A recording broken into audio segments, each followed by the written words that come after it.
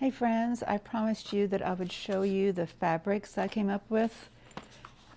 In yesterday's video, I guess I released it this morning, but I was working on a quilt for a baby girl. I need it to be really quick.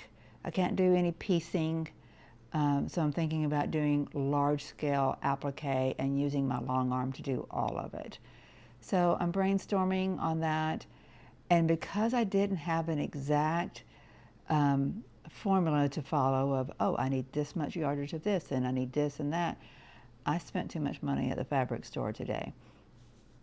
I'm not too upset about it because I love fabric, but I know that everything I bought will get used because they're beautiful colors, beautiful fabrics. They'll blend well. I can repurpose some in the Avery quilts, and then some will just go into my stash, and it's all good. But I can't not do a quilt for this little baby that's coming. It would just hurt my heart forever and ever. So this is, gosh, is this, I'm so bad. This is Free Spirit. That's not TILDA. That is, I was about to tell you who it is. All of you are probably screaming at the screen telling me who it is. I can't, TULA Pink. I believe this is TULA Pink, right? So this is the backing. It's 108, it's a wide back. So I got, I believe, 1.5 yards of this, so I'll be good with this as my backing. And for my background, I got this kind of a cream. It's kind of white, but I plan on using ink tints. I couldn't get exactly what I wanted here for the butterfly without it being a very saturated color. So I'm gonna experiment with creating my own fabrics here, like using some ink tints. So again, I need this to be really quick and not complicated. So I'm gonna be fudging and accepting some things as creative expression, you know. So I'm using that as a way to make sure that I don't get bogged down. You know, I'm just telling myself this is the way it's going to be done. You're going to have flaws and you're going to roll with it.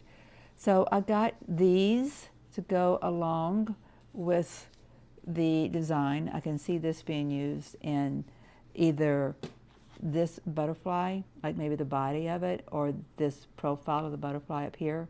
And by the way, the design, I looked this up, and what my inspiration is, oh gosh, what did it say? Like Johnny Was California or something like that. The lady at the fabric store said that that is a brand. I'd never heard of it, but I'm not using it exactly how they have it. I'm using it as inspiration, so hopefully no one's going to come and sue me. But I will try to find it and put it up on the community post so y'all can see what my inspiration has come from. So this is all of the fabrics. I'm not using much of this really saturated stuff, but a little bit of it in the right feel of colors I needed to make sure I had on hand so I'm not limited and then don't finish this quilt because I got to go back and get, you know, X, Y, or Z. So you can see all these nice soft pastel. I did get this, you know, it's more saturated, but because it's modeled, I forget what they call this kind of technique, it doesn't really have a strong, like, saturated feeling like this does, even though you would say that these are not too far apart in value. This is clearly a darker value, but saturation level is pretty consistent between these three. But because this is these are solids and this is not, it matters. It will play differently on the quilt. Okay, so there's all of this, and same thing goes for this pink. You know, I could see this going in the butterfly or one of the petals because it's got a lot going on with it as well. This quilt store I went to is called Sweet Home Quilting. I'd never been to it before. I put up the post this morning, and one of you commented that, and it has been telling me about Sweet Home, and I hadn't been yet, so I looked it up, and it was only 12 more miles away from my mom. So I thought, yes, yes, yes, yes, this is the time to go. I'm so glad I did, because I love the lines of fabrics they have there. Look at this, isn't this so pretty? I love their lines of fabric. They have things I really enjoy a lot. A little bit more modern probably is what you would find there. But they do have the cherry woods. Oh my gosh, I'd love to just do a quilt in cherry woods. I could see this quilt that I'm doing, I could see this done in cherry woods, but I had to think for the aesthetic of the nursery that this is going into. See how lovely this looks, because it's not a solid. It's got a lot of light value and medium value in here, and a little bit of yellows in here with the pinks. It's just going to play differently. Wish I could get the camera further away, but you know, I've told you I'm not editing, so I got to do this really quickly, and I got to get myself in bed. I'm really pretty tired. Leaving the house wipes me out. So this is this is the palette that I'm working with, and as I'm playing, I will be pulling from all of these. These are TILDAs. And I believe this cream that I was calling a cream, but it's kind of white. I believe that this one down here, this one that I'm using for my background, and maybe for some of my wings for the butterfly, and I'm going to put ink tints on. I believe this is a TILDA.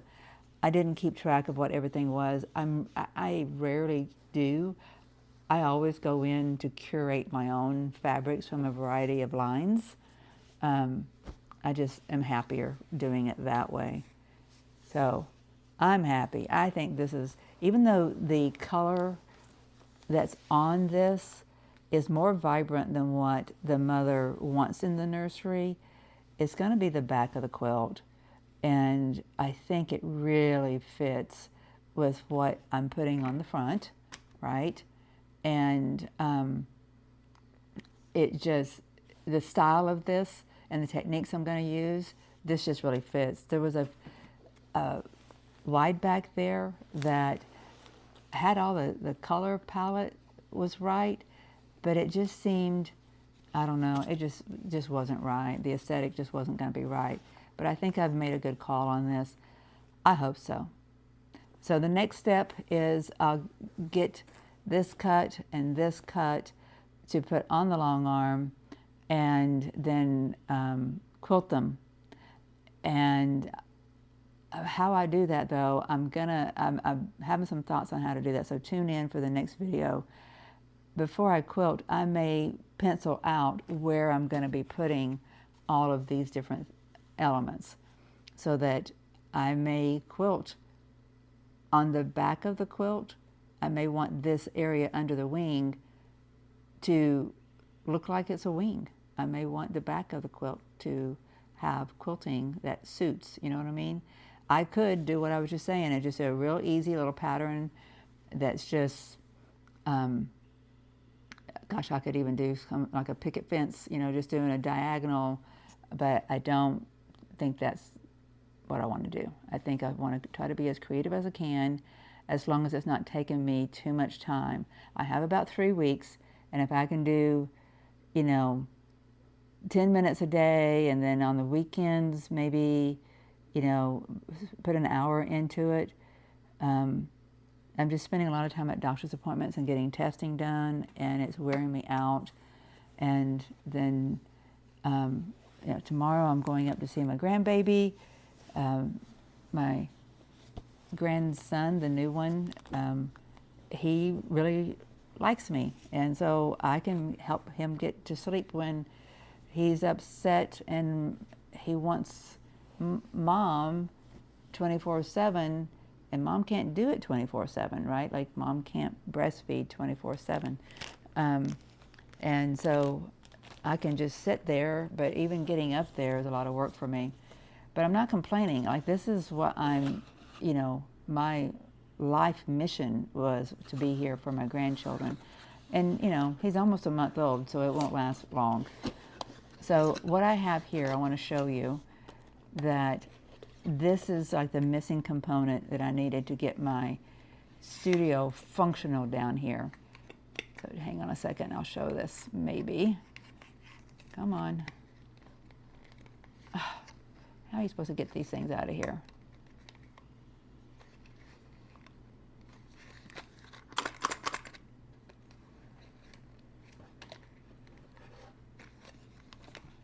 Let's try this side.